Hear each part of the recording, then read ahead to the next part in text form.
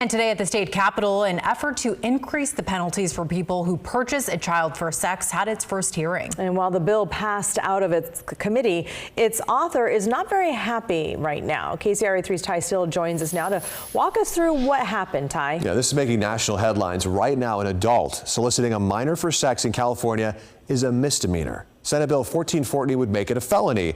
The author of the bill is Republican State Senator Shannon Grove. The original proposed law would make it a felony for anyone who solicits sex from a minor.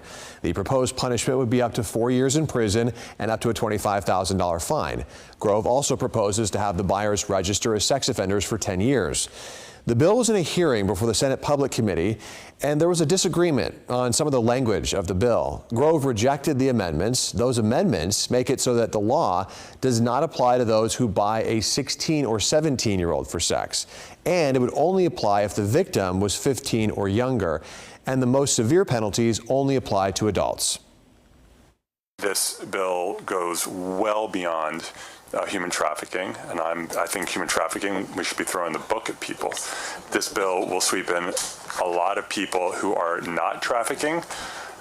This bill will send people to state prison, put people in the sex offender registry, which is basically effectively in many ways the end of their life for people, whether or not they're engaged in human trafficking. And again, even if there's no physical contact whatsoever. To water this down to say that 16, 17-year-olds don't matter, that them being, and it's not just about human trafficking, and I think that's the disconnect. I believe that human trafficking is anything that is forcing someone to do something against their will.